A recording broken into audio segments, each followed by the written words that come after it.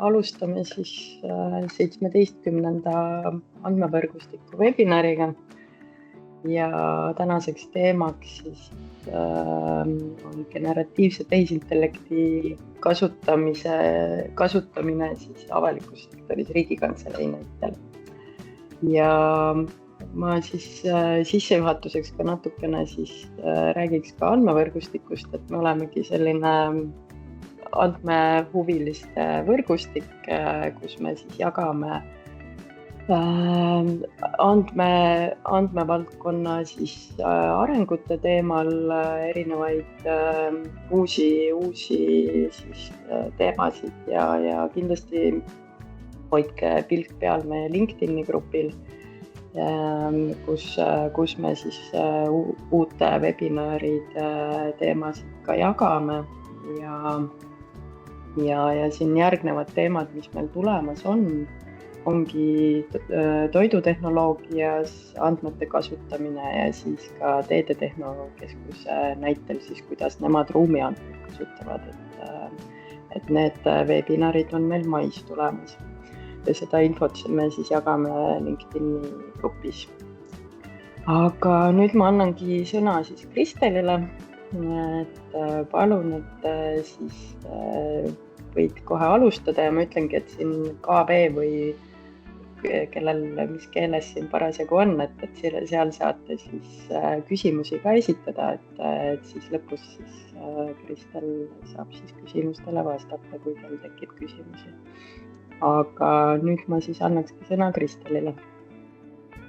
Tere hommikust kõigile ja tervitused siis Riigikantseleist.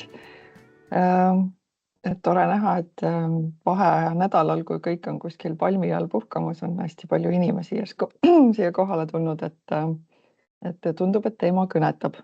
Kuigi tean, et osades ringkondades juba on ka selliseid märke, et issand, ärge sellest tehisintellektist küll enam rääkige, enam ei jaksa. Aga võib-olla paar sõna siis minust, kes ma olen, kust ma tulen. Praegu siis olen Riigikantseleis riigisekretäri AI nõunik juba aasta. Enne seda olin Riigi Infosüsteemi Ametis, tegelesin samuti tehisintellekti valdkonnaga ja sellel ajal siis tihedalt MKM-iga, Majandus- ja Kommunikatsiooniministeeriumi digitiimiga, aga nüüd see digitiim siis on liikunud üle Justiits- ja Digiministeeriumisse. Ja veel enne seda siis oma eelmises elus tegelesin päris pikalt oskuste hindamisega, mis on väga tihedalt tegelikult ka andmetega seotud ja väga huvitav on näha nüüd tehisintellekti maailmas kõikvõimalikud mudelid ja siis hindamise maailmis on samamoodi sellised tööriistad, et seal on väga palju paralleele, selles mõttes on päris huvitav. Ja päris siis oma 3 elu tagasi siis ma tegelikult toimetasin hariduses ja õpetajana. Nii. Aga ma räägin siis hästi suurt pilti ja kuidas see tehisintellekti maailm avaliku sektori vaatest välja paistab ja mis siis toimub. Kui siis hakata väga kaugelt pihta, siis võib-olla see suur pilt praegusel hetkel siis on selline väga hästi siis ilmestab seda, mis maailmas toimub, et tegelikult tehisintellekti valdkonnas meil toimub meeletu võidujooks. Ja esimesel kohal siin on siis USA, teisel kohal on Hiina, et siin pildi peal paistab nagu oleks Euroopa Liit esimesel kohal, aga et see peaks olema siis 3D-s, aga multikates 3D väga tihti välja ei tule. Ja väga palju asju, mis maailmas toimub, tegelikult ongi selle võidujooksu sellisel taustal, võib-olla meie seda nii tihti ei näe, aga aeg-ajalt on seda ka päris hästi näha. Näiteks siin veebruaris toimus Pariisis president Macron korraldas siis sellise suure AI Action Summiti. Oli au koos presidendiga seal, Eesti presidendiga siis ka käia ja olla ja vaadata siis seda sellist võidujooksu niimoodi natukene kõrvalt, kus siis kõik maailma erinevad riigipead olid kokku tulnud. Ka siis isegi Hiinast, mitte küll kõige kõrgem riigipea, aga siiski, et Hiina oli seal kohal, ilmselgelt saatis signaali, et AI teemad on väga olulised. Ja ja seal oli väga põnev vaadata ja seal väga hästi ka peegeldus siis kuidagi kogu see pilt. Võib-olla seda Hiinat nii hästi ei lastud pildile, aga seal oli kohal siis J.D. Vance USA-st. See oli nädal enne, kui kõik asjad hakkasid väga kahtlaseks minema. Ja tema kõne tegelikult oli seal üsnagi selline inspireeriv, sest et USA on ikkagi selline väga innovatsiooni pooldaja ja ilmselt olete ka kõik kuulnud seda, kuidas siis USA innoveerib, Hiina imiteerib ja Euroopa Liit reguleerib, et see on selline võib-olla selline juba, mida väga tihti öeldakse. Ja samas on igas naljas on ka natukene tõtt, et ilmselt see ka tegelikult on üsnagi tõsi.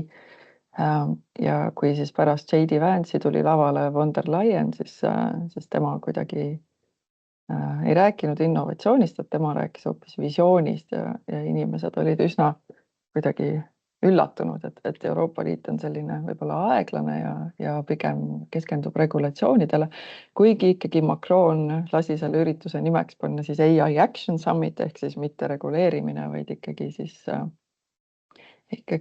see, et hakkame nüüd tegutsema ja samas Prantsusmaa siin ka on väga sellisel heal kohal ja toimetavad, sest prantslastel ju ikkagi on üks oma suur keelemudel, ainuke üsna Euroopas selline märkimisväärne ja selles mõttes on see maailm siis umbes sellises kohas, aga see võidujooks on USA, Hiina teistest on väga-väga eest ära läinud, teised on väga maha jäänud. Praegu vaadatakse, et kuskil 3. kohal tegelikult on Singapur, kes pisikese riigina on väga hästi toimetanud, et siin jällegi Eestile võib-olla selline signaal, et digiriigina miks mitte siis toimetada ka kuidagi rohkem koostöiselt ja tegusamalt.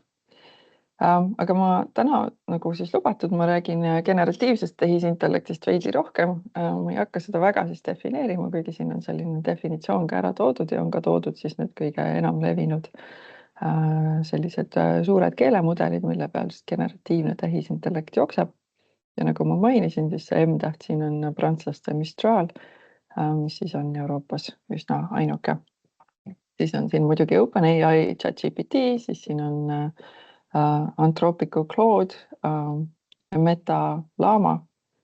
Jällegi, et meil siin mõned kuud tagasi oli suur skandaal, kuidas Eesti tahtis oma andmeid jagada Metaga, et siis kuidagi meediamajad vihastasid, sest nemad pidasid silmas Facebooki, aga tegelikult siis Meta Llama on natukene teine tera ja võib-olla see inimesed ei saa päris täpselt aru, mis need suured keelemudelid on ja kuidas nad töötavad, et selles mõttes siin segadust jätkus sellel ajal küll. Siis on siin muidugi Elon Musk'i Grok, mis siis põhineb X-il ja Google'i Geminiga.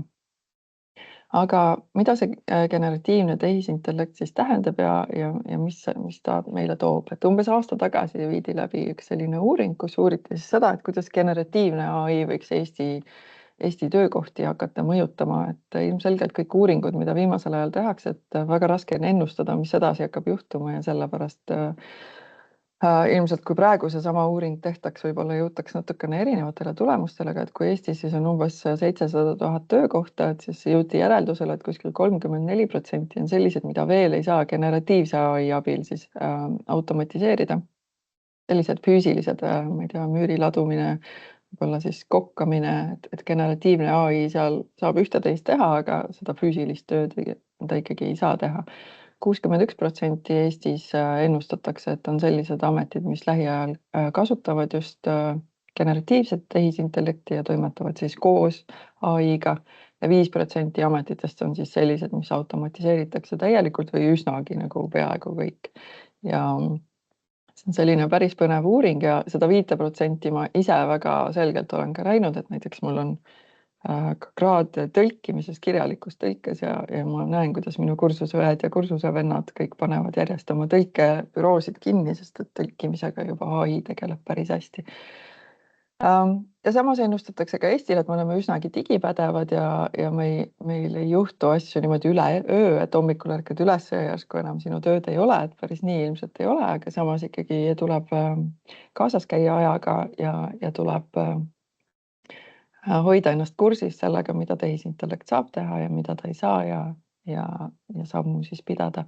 Et väga tihti inimesed kipuvad arvama, et tulevad need tobedad masinad ja võtavad minu töö ära, aga et tasuks siis kindlasti mõelda, et masinad ise ei võta seda tööd kuidagi ära, et pigem ikkagi inimesed, kes oskavad neid masinaid kasutada hästi, võtavad teiste töö ära, ehk siis tuleb sammu pidada.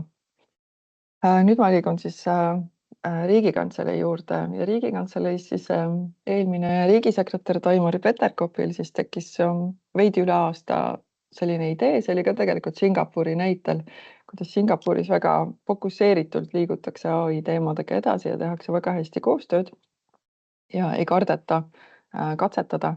Ja siis riigisekretär otsustas, et tema soovib, et Riigikantselei oleks samamoodi selline innovaatiline ja tema eesmärk oli see, et paneme endale kokku tehisintellekti kasutuselevõtu plaani ja hakkame lihtsalt vaikselt minema. Ja aprillis siis eelmisel aastal, kui ma siia tööle tulin, siis see oligi minu tööülesanne panna kokku tehisintellekti kasutuselevõtu plaan. Ja kui ma alguses siia tulin, siis ma ka mõtlesin, et sellist kuidagi käsiraamatut ei ole, et kuidas seda siis täpselt teha ja põhimõtteliselt siis mõtlesin ise välja, kuidas ma teemale lähenen ja mida ma teen. Et üldiselt ikka esimese sammuna tasub siis natukene vaadata, et mis selles asutuses, kus te soovite oma strateegiat või kasutuselevõtuplaani teha, et mis seal on olemas, mis see olukord on ja sealt siis edasi minna. Et ilmselgelt on teatud valdkonnad, kuhu siis tuleb natukene aega, energiat panna. Ja siis ma endale põhimõtteliselt võtsin aluseks sellise TalTechi ühe uurimistöö, mis on Juhani Lemmiku poolt kirjutatud. See tegelikult ei fokusseerinud sugugi mitte ainult seal ei olnudki generatiivse AI sellist aspekti sees, aga mõtlesin, et see on selline hea struktuur ja kuidagi aitab struktureeritumalt läheneda. Hakkasingi siis vaatama, et Riigikantselei, et meil on siin 150 inimest, mis andmed meil on, missugune IT-tugi ja taristu meil on, missugused infosüsteemid meil on, mida meil siin üldse tehakse. Ja selles mõttes on Riigikantselei päris selline huvitav asutus, et meil on väga-väga erinevad valdkonnad, et meil on, ma ei tea, Euroopa Liidu teemad, meil on hästi palju igasuguseid valitsuse toetamise teemasid, juriidikat on väga palju, peaministri toetamist on palju, aga on ka näiteks kaitsevaldkond, kriisikindluse teemad ja nii edasi ja nii edasi. Siis edasi vaatasin ka seda, et kuidas töötajatel üldsegi on oskuste ja teadlikkusega, kui tugev või nõrk on juhtkonna toetus, kuna siis meil pigem see kõik toimus ülevalt alla ja seda ma olen korduvalt ja korduvalt ka näinud, et kui juhtkond toetab, siis tegelikult asjad juhtuvad kiiremini ja lähevad edukamad. Kui see kuidagi alt üles toimub, siis see on vaevalisem ja ei pruugi niivõrd lihtsalt toimida. Ja sama siis näen ka mujal, et eelmisel nädalal just näiteks olin Brüsselis, Euroopa Komisjon korraldas seal ühte sellist üritust, kus olid ka koos väga erinevad asutused. Avalikust sektorist nad eelistasid siis ainult Eestit, et mul oli au siis Eestit esindada. Aga seal olid ka näiteks Euroopa, ma ei tea, kosmoseagentuur, Euroopa aatomienergiaagentuur, Müncheni ülikool ja sellised mitte väga palju, aga oli huvitav võrrelda, kuidas me kõik mõtleme sellesama strateegia või kasutuselevõtuplaani peale, kuidas me kõik liigume üsna samas suunas ja kuidas me vaatame täpselt samu aspekte, et selles mõttes väga huvitav kogemus. Ilmselgelt tuleb vaadata seda, et millised ressursid on avalikus sektoris, teatavasti on kärbete aeg, raha ei ole mitte kuskil, võetakse ära see ka, mis on. Õigusruumi tuleb vaadata, et millised regulatsioonid meil paigas on, mida õigusruum meil lubab teha, mida mitte ja riskide peale ilmselgelt tuleb ka päris palju mõelda. Pärast seda, kui ma olin sellise analüüsi ära teinud, aru saanud, mis on meie tugevused, nõrkused, siis me sõnastasime sellise põhieesmärgi, see on hästi-hästi pikk, aga et siin on sellised märksõnad, mis meie jaoks siis meid kõnetavad, ehk siis, et me kasutame tehisintellekti vastutustundlikult ja turvaliselt, selleks, et töötada siis tõhusamalt, nutikamalt ja meisterlikumalt. See meisterlik tuleb meie väärtustest ja siis tulevad meie valdkonnad ehk siis kriisikindlus, andme- ja teaduspõhised otsused ja innovatsioon ja strateegiline juhtimine ehk siis see katab selle nii-öelda meie tegevused kõik ära. Ja selleks siis me määrasime ka 3 prioriteeti, ehk siis me fokusseerime nüüd eelmisel ja sellel aastal sellele, et meil on kasutusel nutikad lahendused, ehk me läheneme võimalikult nutikalt, arvestades kõike seda, mis olukorras me oleme. Me keskendume väga töötajate oskustele ja sellele, et nad suudavad tehisintellekti kasutada, nad teavad, mis see on, nad teavad, mida sellega teha saab ja nad ka teavad seda, mis on riskid ja missuguseid probleeme võib tekkida. Ja kõige selle all ongi siis usaldusväärne tehisintellekt, ehk siis me kasutame tehisintellekti selle eesmärgiga, et toimetada võimalikult efektiivselt ja meisterlikult, aga me siis ei kasuta tehisintellekti selleks, et midagi kurja korda saata. Natukene nendest prioriteetidest ka võib-olla niimoodi põgusalt räägin. Ma panin siis siin kokku sellise koolitusampsude programmi, mida ma avastasin, ma arvan, et see kehtib ka väga paljudes teistes asutustes, et kui te mõtlete enda asutuse peale, siis see võib olla üsna sarnane, meil vähemalt küll, et kui ma sooviksin teha sellist koolitust, et panen pool päeva kinni ja siis hakkan A-st ja O-st pihta ja siis õhtuks jõuan kuskile, et siis see ei tööta, sellepärast et inimesed, meil on, nagu ma ütlesin, 150 inimest, siis nad ikkagi on niivõrd hõivatud, et neil on igapäevakohustusi niivõrd palju, nad on kuidagi mõttunud oma tööülesannete alla, ehk siis tuleb läheneda nutikamalt ja ma panin kokku sellise koolitusampsude programmi, ehk siis valisin teemad, millest ma hakkan rääkima, valisin sellised tunniajased väikesed ajaaknad ja pakkusin siis aegu näiteks, et kui ma võtsin generatiivse AI võimaluste koolituse, tund aega rääkisin sellest, mis see generatiivne AI on ja mida sellega teha saab näiteks. Ja ma tegin seda 4-5 korda, et siis ma sain lihtsalt, mulle meeldib ikkagi füüsiliselt pigem, et siin veebis on palju keerulisem teha, sest ma ei näe reaktsioone, ma ei näe küsimusi ja sellist kontakti on vähem. Aga sellised silmast silma, ma lubasin ka muidugi veebis liituda ja osad eelistasidki veebis, et lihtsalt hästi paindlikult lähenesin. Rääkisime promptimisest ja mis need põhilised sellised reeglid on ja mis nippe saab kasutada. Meil asutuses siis on kasutusel ChatGPT, meil on tasuline lahendus, meil on selline team account, seal saab teha ka siis enterprise'i, aga sellel ajal üle aasta tagasi, kui meil see sai tehtud, siis seda enterprise'i veel ei olnud isegi. Tollel ajal siis sai valida ainult tiimi, et valisime tiimi account'i.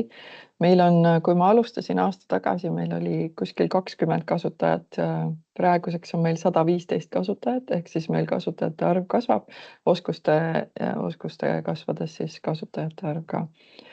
Väga popid meil on custom GPT-d, ehk siis sellised väikesed mudelid, mida sa siis saad ise vastavalt oma tööülesannetele ehitada ja enda kasuks tööle panna. Olen rääkinud visuaalidest, esitlustest, sellega oli päris naljakas, et kui ma seda esimest korda tegin, siis ma rääkisin pigem sellest, mida ChatGPT-ga kõike teha ei saa ja kui keeruline on sellega asju teha. Ja siis mõned nädalad hiljem tegin sama koolituse ja ütlesin, et unustage ära kõik see, mida ma teile eelmine kord rääkisin, et tegelikult nüüd kõike saab teha ja keskendusime pigem siis sellele, mida saab. Siis sellised ChatGPT kasutusnippidest oleme päris palju rääkinud ja jaganud siis, et mida ja kuidas keegi teeb. Olen rääkinud sellist suurt maailma mastaapi edulood ja õppetunnid siis nii Eestist, aga ka mujalt maailmast, et oma eelmises töös mul oli väga hea kogemus lugeda erinevate riikide AI strateegiaid ja olla siis ise ka seotud Eesti tehisintellekti tegevuskava koostamisega selle kõige viimase versiooniga, et siis sellist suurt pilti on täitsa palju. Ja siis üsna viimasel ajal alles olen rääkinud rohkem sellistest ohtudest ja tumedamast poolest ka, et esimese hooga ma riskidest küll räägin ja sellised reeglid oleme enda jaoks siin majas paika pannud, kuidas ja mida võib ja mida ei või. Aga võib-olla sellist väga palju sellist negatiivset poolt esimese hooga kohe ei hakanud rääkima.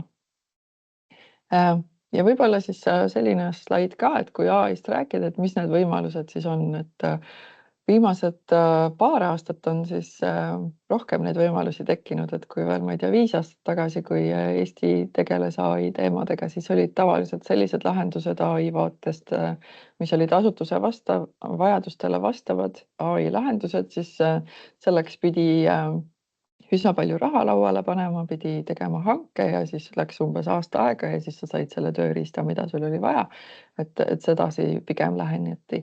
Nüüd väga palju siis maailmas ja meil Eestis ka on pigem see, et kasutame neid asju, mis meil on riiulist võtta, nii-öelda karbitooteid, siia siis lähevadki näiteks ChatGPT ja kolmandaks siis saab neid samu karbitooteid ka tuunida. ja kui jälle Riigikantselei vaadet vaadata, siis meil on selliseid asutuse vajadustele vastavaid tooteid ka, selliseid suuremaid arendusi, et üks töö, mille kallal me pusime, on siis tark tekstiotsing, ma sellest veidi räägin natuke hiljem, ja siis on meil olemas ka selline monitoorimisvahend Citicas, mis siis on kriisikindluse tagamisel selline tööriist, millest me võib-olla väga palju ei räägi, aga ta on meil siin olemas.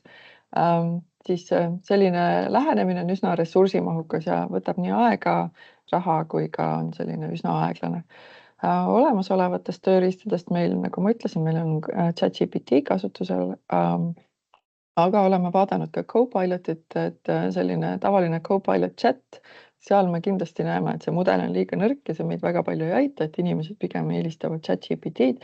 Nüüd, kui meil on arvutitöökoht 2, siis siin on võimalik ka siis sellist Copilotit, mis tuleb sulle erinevatesse programmidesse appi.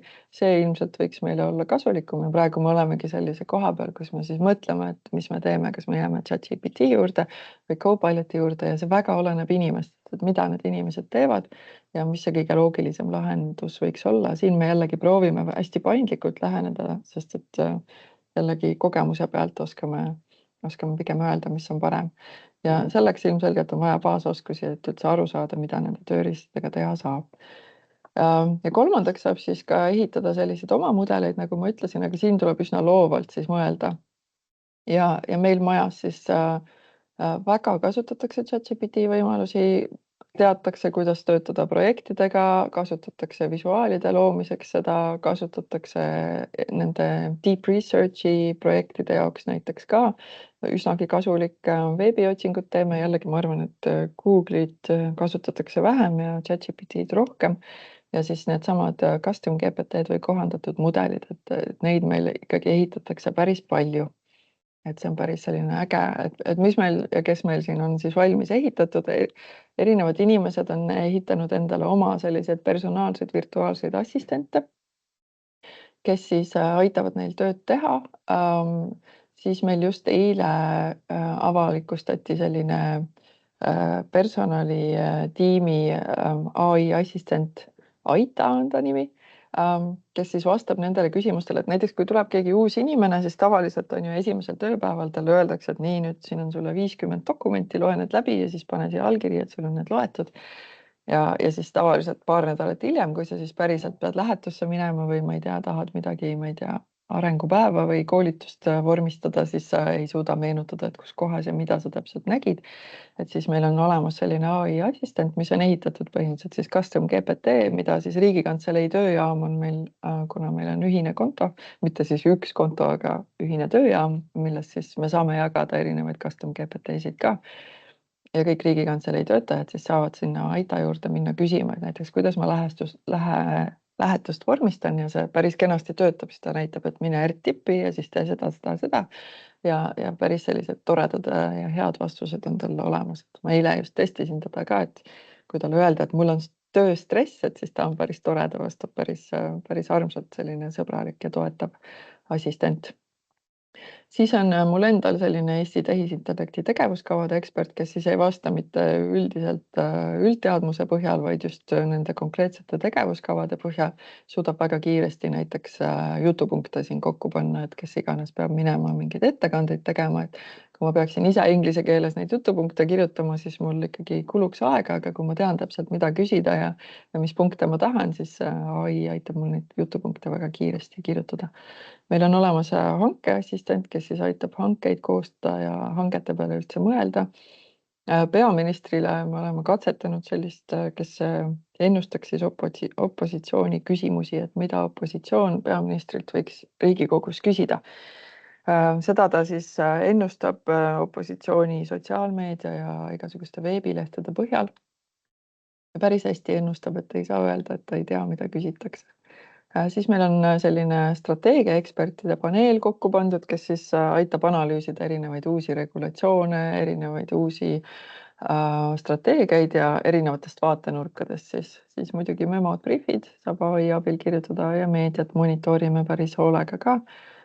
Siin on meil huvitavaid juhtumeid olnud, kus siis peab olema ettevaatlik. Tegelikult ChatGPT kipub väga tihti esitama Vene propaganda veebilehti näiteks allikatena, et kes ei tea, siis võib võtta seda tõe pähe ja tegelikult siis meil on olnud küll juhtumeid, kus me siis olemegi päriselt kirjutanud OpenAI-le ja öelnud, et need allikad, mida te pakute, on ikkagi väga propagandakanalitest võetud ja nad võtavad seda üsna tõsiselt ja on selle teemaga ka püüdnud tegeleda. Aga meie lähenemine siis ikkagi on see, et inimene kontrollib seda kõike ja inimesel on vastutus, ehk siis kui inimene midagi kokku keerab, siis see on tema õlgadel, et peab tundma siis seda vastutust ja mitte liiga hulle asju teha. Paar sõna sellest targast tekstiotsingust ka, mis on siis selline lahendus, mida me arendame. Et jällegi, kui me muidu töötame ChatGPT-ga, siis tema teadmusbaas on väga lai ja põhimõtteliselt põhineb siis sellel, mida veebis saab kätte. Aga veebis on väga palju ka selliseid asju, millele nii lihtsalt ligi ei pääse ja kuhu ChatGPT ka ei pääse, et siis me oleme ehitamas sellist hästi-hästi suurt custom GPT-d põhimõtteliselt, mida meile siis arendas eelmisel aastal Stack ja Texta, kes on siis keeletehnoloogias väga tugevad asutused Eestis või firmad ja nemad siis arendasid meile sellise prototüübi, et kuhu me panime siis sisse 220 000 avaliku sektori dokumenti, kus meil on siis arengukavad, valitsuse istungite protokollid, Riigi Teataja dokumendid, riigi kohtulahendid, Euroopa Liidu õigusakte on seal väga palju, riigihangete register, ametlikud teadaanded, igasugused uuringud, mida riik on tellinud ja siis sa saad põhimõtteliselt siis küsida, et näiteks, ma ei tea, võtan siin näiteks ühe küsimuse, et kes moodustavad tippjuhtide valikukomisjoni, et siis kui GPT ise vastab, siis ta vastab sedasi ümmarguselt oma teadmise põhjal, eks ole, aga et kui ma siis vastan meie andmete põhjal, siis ta näitab, millised andmestikud ta leidis ja siis ta vastab ikkagi nii, nagu päriselt see asi on. Ehk siis see on selline põnev võrdlus ja siis see hinnalipiku kohta ka väga tihti küsitakse, et kui me seda prototüüpi ehitasime, siis me tahtsime näha, et kui palju iga küsimus meile maksma läheb ja siis me lihtsalt vaatasime, et sihuke 2-3 senti oli iga päring tavaliselt see hind, kuna see oli siis, meil on seal rääksüsteem ja siis seal on GPT-4o mudeli peal siis jookseb see lahendus. Ja tulevik on siis ilmselgelt siis mõelda, et kuidas saada seda räägisüsteemi või seda sõela, mis valib neid dokumente, mille põhjal vastuseid koostatakse, kuidas seda paremaks saada ja kuidas äkki kasutada ka selliseid dokumente, mis võib-olla on natukene salajasemad või AK piiranguga. Ja kitsaskohtadest ma ikkagi ei taha nagu sellise väga roosilise pildiga ainult jätkata. Ilmselgelt on väga palju kohti ja neid tuleb endale teadvustada, et väga palju on andmekaitse teemasid, väga palju on selle peale saab mõelda, et mida see tulevik toob, kui meil kõik asjad on ainult AI loodud. Väga tihti enda töös näen ka seda, et AI-ga tahetakse lahendada selliseid asju, mis ei ole AI lahendatavad, et mõnikord on see lihtsalt andmete teema või isegi Exceli teema, et lihtsalt inimestel võib-olla ei ole siis andmetega toimetamisel nii palju oskusi ja siis tahetakse AI-ga teha asju, mida võib-olla Exceliga saab väga lihtsalt ja palju täpsemini teha. Igasugused sellised vastutuse teemad ka jällegi, nagu ma ütlesin, et meil on ikkagi see, et vastutus lasub kasutajal, et jällegi, et kui meil autoga muide juhtub ka mõni õnnetus, et siis ei ole ju auto süüdi, on ikkagi inimene või autojuht süüdi ja samamoodi siis ka suures pildis. Ja muidugi ka see, et mis see tulevik on, et kui palju siis töid kaob, kui palju tuleb juurde, kuidas me konkureerime AI-ga ja mis sellest kõigest üldse saab. Et ja kõik see selline AI-d saab kasutada selleks, et väga palju head teha, aga saab ka selleks kasutada, et väga palju halba ja kurja teha, et selle peale kindlasti ka tuleb mõelda. Aga ma sain enam-vähem poole tunniga hakkama. Küsimusteks on umbes 1 minut, aga jah, väga tore, väga sisukas ettekanne, et siin küsimusi on tulnud päris mitmeid. Siin Kadri Roodalu on küsinud, et millised reeglid teil ChatGPT kasutamisel on, et mida sellega teha ei tohi näiteks? Ja meil piir on põhimõtteliselt see, et ma siis selliseid punaseid dokumente ehk siis selliseid salastatud dokumente ei pane sinna ja AK piiranguga dokumente ka ei pane. isikuandmeid ei tohi panna, et meil ei ole selliseid nagu, ma tean, osades asutustes just jälle Brüsselis oli juttu sellest, kuidas Euroopa Komisjonil siis erinevates tiimides on sellised, ma ei tea, 10 lehekülge mingeid juhiseid, et see ei tööta. Et pigem sellised väga lühikesed, et umbes, et ma tean, et vastutus on minul, ma tean, et ma AK dokumente ei pane, ma ei pane isikuandmeid ja ma nagu mõtlen, et kas need andmed, mida ma jagan ja näiteks kui seal on mingid minu andmed, et kas ma tahaksin, et keegi neid jagab, et sellist vastutustunnet kindlasti üritame kasvatada, aga selliseid pikki dokumente ja keerulisi juhiseid me pigem ei ole andnud, hästi lühikesed ja lihtsad juhised.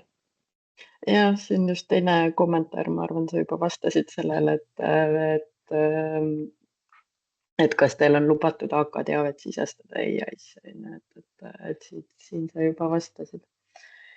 Ja siis järgmine küsimus, et kas see RK töötajate AITA on sisemine lahendus, mitte välisvõrguga ühenduses? Ja ta on sisemine, sellepärast et noh, ta on suunatud ikkagi meie enda töötajatele, et siis ta on ikkagi sisemine ja seal ei ole ka mingisugused, meil ei ole nagu selliseid, ma ei tea, salastatud dokumente jälle sinna pandud, aga ta ei ole. Tegelikult on ju, saab ChatGPT-s ka selliseid lahendusi teha, mida saab jagada ka välja, aga meil praegu me alustame pigem selliste sisemistega, et võib-olla Riigikantseleis on ka see, et me otseselt ju nagu avalikkust ei teeninda, et me teenindame peaministrit ja valitsust ja nagu selliseid tiime, kes koos töötavad, et meile otseselt sellist avalikku suhtlust on veidi, võib-olla aeg-ajalt meil ikkagi tuleb selliseid inimesed kirjutavad ja nii edasi, aga üldiselt praegu alustame selliste sisemiste tööriistadega rohkem. Ja, et siin veel üks küsimus, et kuidas te seda tekstiotsingut uuendate, et kui õigusakt muutub näiteks? Ja, et see, mis me esimene siis arendasime välja, see meil on selline nii-öelda prototüüp või algprototüüp, et me praegu just oleme minemas siis faas 2, kus me tahamegi just pöörata sellele tähelepanu, et kuidas me uuendame. Ja noh, saamegi aru, et enamasti uuenevad need asjad, mis on näiteks riigiteates ja riigiteatel on API ka olemas, mida siis saab teha API päringuid näiteks. Et see on üks variant, aga me vaatame ka võimalusi, et kui me siis nagu ise aeg-ajalt näiteks ma tahan midagi üles laadida või mul tuleb mõni uus dokument, et kuidas ma saaksin uuendada, et praegu meil on ta selline staatiline süsteem ja praegu meil ei ole sellist, noh, ta on täpselt nagu umbes, just mõtled, et kui ChatGPT tuli välja, et oli ka algusest oli selline teatud, noh, nagu, et natukene tundub, et me nagu teeme samu asju, et liigume umbes samas suunas, et meil oli staatiline süsteem, nüüd me liigume edasi, et kuidas ma juurde saan, kuidas ma seda uuendan. Ja et see on selles mõttes päris huvitav, kuidas me väikses mastaabis, aga teeme hästi sarnaseid asju. Just, et siin üks kommentaar ka selle kohta, et ma arvan, sa just selgitasid seda täpselt, et tark tekstiotsing on see, et mida võiks kõigi ametiasutustega jagada, et ei ole nagu mõttekas vist, et iga asutus seda oma nagu majas seda teeb ja seda nagu avalikus sektoris ka on üsna palju nagu näha, et iga asutus just teeb enda nagu mudeli. Ja et seda tekstiotsingut me kindlasti teeme nagu selleks, et ta lõpuks me nüüd esimeses faasis me lasime nagu huvilistel, kes iganes erinevatest avaliku sektori asutustest said seda kasutada, et nüüd me proovime niimoodi, et me teeme pilooti, me laseme siis neid, kes iganes on väga huvitatud, aga siis ka sellised valime asutused, kes noh, meie enda strateegiabüroo näiteks, Välisministeerium on väga huvitatud, et kuidas nagu nende kontekstis see töötaks, et siis me proovimegi erinevaid asutusi kaasata ja leida lahendusi seal nagu vastavalt asutust, noh, asutused ikkagi kipuvad olema ka väga erinevad ja neil on erinevad lähenemised. Aga see on jah, selline suurem, et kui me selle ära ka teeme, et lõpuks siis noh, ei ole mõtet jah, muidugi, et igaühel on sama 220 000 dokumenti, kõigil on oma süsteemis ja et sellel ei ole mõtet. Jah, et siin ka üks kommentaar selle kohta, et huvitav oleks teada, kuidas see kõik on tehniliselt üles seatud, et kas sellest saab ka natuke rääkida, et see on võib-olla äkki mõne teise webinari teema, et jah, sellest ilmselt saaks rääkida, ma hästi lihtsustatult on ju praegu rääkisin, kuidas ta on tehtud, et seal on erinevaid, me väga palju siis proovime ehitada asju, mis oleksid modulaarsed, ehk siis, et meil on erinevad jupid ja omavahel toimetavad koos. Ja noh, seal on, ma just oli jälle päris selline huvitav kogemus, et suhtlesime USA ka väga selline, ma ei tea, home office inimesed siis, ehk siis nende nagu välisministeerium. Ja nemad rääkisid ka, kuidas nemad ehitavad põhimõtteliselt samasugust lahendust ja neil on see ka toimib ja kõik. Ja siis oli huvitav rääkida, kuidas siis need tükid, mis nemad olid kokku pannud, olid väga sarnased. Et näiteks üks asi, mida nad seal kasutavad, on Elasticsearch, selline väikene tööriist, mitte väga väike, mida vabavaraline ja siis nemad nagu ütlesid, et oi, et meil see töötab ülihästi, et see on nagu suurepärane, kuidas see töötab ja meil oli just kogemus, et issand, meil üldse ei tööta nii hästi, et milles asi ja siis hakkasime seda uurima ja siis tuli välja, et nendel on need dokumendid, millega siis see lahendus töötab ja kus ta otsib asju, need on väga selge struktuuriga, täpselt ühesugused kõik, aga noh, meil on ju, et regulatsioonid on ühesugused, ma ei tea, strateegiad on teistsugused ja meil on selline puder ja kapsad, et meil see ei tööta sellepärast. Aga lihtsalt nagu väga põnev vaadata, et oi, et me nagu üle maailma kõik kasutavad selliseid sarnaseid pusletükke, millest nad siis oma lahendusi kokku panevad, et huvitav oli näha. Jah, et ja siin viimane küsimus on pigem sihuke praktiline, et kas seda presentatsiooni sa oled nõus ka jagama, et Ja ikka, et olgu. ma siis saadan sulle ja siis ma ei tea, kuidas. ja, et saada mulle ja ma siis edastan siis osalejatele. Aga suur tänu sulle, me olemegi juba siin ajast ka üle ja siis kohtume järgmistel webinaridel. Suur tänu ja palju jõudu ja jaksu kõigile ja mõnusaid pühi. Ja.